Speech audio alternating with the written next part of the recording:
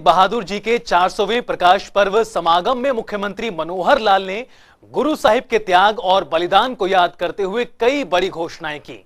उन्होंने पानीपत की ऐतिहासिक धरती पर आयोजित हुए समागम स्थल का नाम गुरु तेग बहादुर के नाम पर करने की घोषणा की। इसके अतिरिक्त जिस रास्ते से गुरु ग्रंथ साहिब की पालकी आई, उस रास्ते का नामकरण भी गुरु तेग बहादुर मार्ग रखे जाने का ऐलान किया। इसके साथ साथ उन्होंने कहा कि यमुनानगर में बनने जा रहे सरकारी मेडिकल कॉलेज का नाम भी गुरु तेग बहादुर के नाम पर रखा गया है। इसके साथ ही सीएम ने गतका भी खेला और लंगर में जाकर लंगर भी छका। इसके साथ ही साथ जल्द ही कॉलेज का शिलान्यास किया जाएगा। देखिए हमारी खास रिपोर्ट।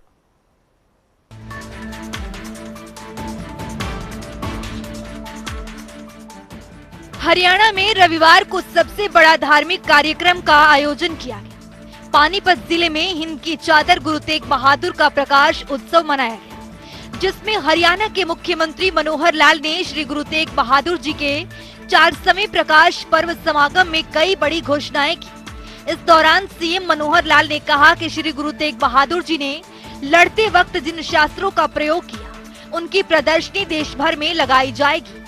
उन्होंने ये फैसला किया है कि इन शास्त्रों को लेकर जाने वाला वाहन हरियाणा सरकार अपनी ओर से भेंट देगी। वहीं इस मौके पर सीएम मनोहर लाल ने लंगर हॉल में जाकर लंगर चखा और उन्होंने गुरु साहिब दरबार में हाजिरी भी लगाई। वहीं सीएम मनोहर लाल ने गतका खेल सबको चकित कर दिया।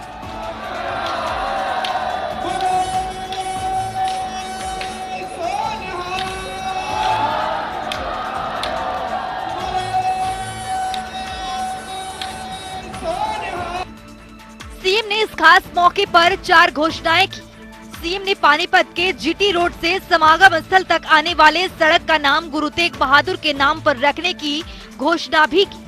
यमुनानगर में गुरु तेग बहादुर के नाम पर मेडिकल कॉलेज का नाम रखने की घोषणा की। और यमुनानगर में जो मेडिकल कॉलेज हमारा प्रस्तावित है, जो 3 महीने के अंदर अंदर जिसके नींव के पत्थर रख दिया जाएगा, उसका नाम श्री गुरु तेग बहादुर जी के नाम पर ही रखा जाएगा।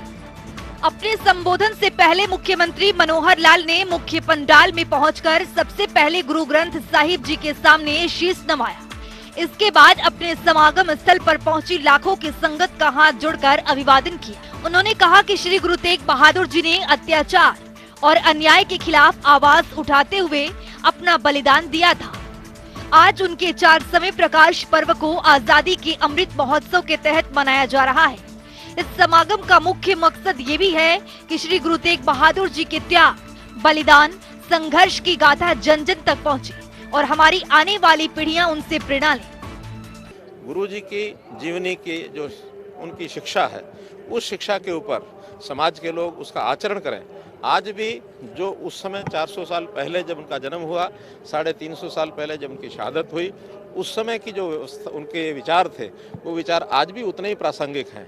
देश और समाज की चिंता करने वाले लोग लगातार उनकी शिक्षा पर प्रेरणा लेकर के उनकी शिक्षा पर चलें, यही मेरी सब लोगों से अपील है।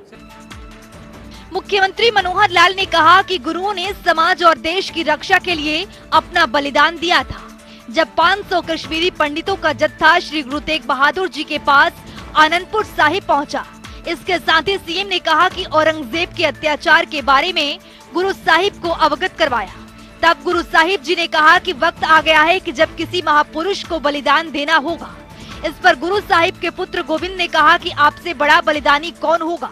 इसके बाद गुरु साहिब जी ने औरंगजेब को चुनौती दी और अत्याचारी शासक औरंगजेब ने गुरु साहिब को घोर यातनाएं देकर उनका शिरधर अलग कर दिया।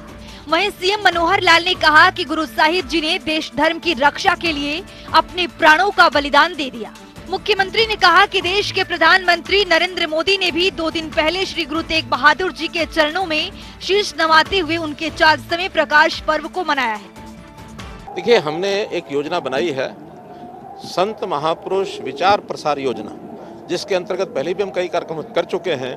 गुरु नानक देव जी का 550 साल प्रकाशोत्सव, गुरु गोविंद सिंह जी का 350 साल प्रकाशोत्सव, और ऐसे ही महर्षि वाल्मीकि जी के जो जयंतियाँ मनाते हैं, गुरु रविदास जी की जयंती मनाते हैं, भगत कबीर की मनाते हैं, बाबा साहब अम्बेडकर की मनाते हैं, और भी कुछ महापुरुषों की जयंतियाँ अगर उस कार्यक्रम के अंतर्गत मनाने की आवश्यकता महसूस होगी तो उनके विचार प्रसार के लिए वो सब कार्यक्रम इस योजना के अंतर्गत किए जाएंगे। मुख्यमंत्री मनोहर लाल ने कहा कि देश में नायक भी हुए हैं और खलनायक भी हुए हैं, लेकिन हमें नायकों को याद रखना होगा। श्री गुरु तेग बहादुर जी एक नायक थे और औरंगजेब एक खलनायक था। इसी तरह त्रेता युग में रावण एक खलनायक था और प्रभु श्री राम नायक हुए। इन महापुरुषों ने अत्याचार, धर्म और संस्कृति की रक्षा के लिए कोई समझौता नहीं किया। सभी गुरुओं और महापुरुषों ने सर्व समाज को इसी रास्ते पर चलने की राह दिखाई। मुख्यमंत्री मनोहर लाल ने कहा कि श्री तेग बहादुर जी का हरियाणा से गहरा नाता रहा है। उन्होंने हरियाणा और पंजाब से होकर 6 यात्राएं की हैं। गुरु साहिब ने हरियाणा के 32 गुरुद्वारों में अपने चरण रखे। गुरु जी थमतान साहिब, मंजी साहिब, गढ़ी साहिब, करार साहिब आदि स्थानों पर पहुंचे। गुरु साहिब के शिष्य की अंतिम यात्रा भी हरियाणा से होकर निकली। उनके शिष्य के पीछे औरंगजेब की सेना लगी हुई थी। गुरु जी के चेहरे से मिलते जुलते सोनीपत के बड़खालसा गांव के किसान खुशहाल सिंह दहिया ने अपना शीश कटवा दिया, जिसको लेकर औरंगजेब की सेना दिल्ली चली गई और गुरु साहिब का शीश पंजाब ले जाया जा सका। मुख्यमंत्री मनोहर लाल ने कहा कि गुरुओं के त्याग और संघर्ष की तरह भारत को अंग्रेजी हुकूमत से आजाद करवाने के लिए देश के क्रांतिकारियों ने भी अपना बलिदान दिया है। साल 1947 में देश आजाद होने के बाद भी कश्मीर पंडितों पर अत्याचार हुए, जिसे हम कश्मीर फाइल्स फिल्म देख सकते हैं। वहीं मुख्यमंत्री मनोहर लाल ने कहा कि संतों और महापुरुषों के विचार जन जन तक पहुंचे। इसके लिए हरियाणा सरकार सभी संत और महापुरुषों की जयंती और प्रकाश पर्व मना रही है। इनसे समाज उनके गुणों को धारण करता है और उनमें त्याग, समर्पण और गुरुवाणी का भाव पैदा होता है। पानीपत ऐतिहासिक धरती रही है। इसी धरती पर आज श्री गुरु तेग बहादुर जी का 400वां कर एक और इतिहास रचा गया है। हरियाणा सरकार गुरु साहिब के विचारों को सहेजने के लिए दृढ़ संकल्पित है। सभी को उनके जीवन से प्रेरणा लेनी चाहिए। जनता टीवी के लिए पानीपत से पवन सीवर की रिपोर्ट।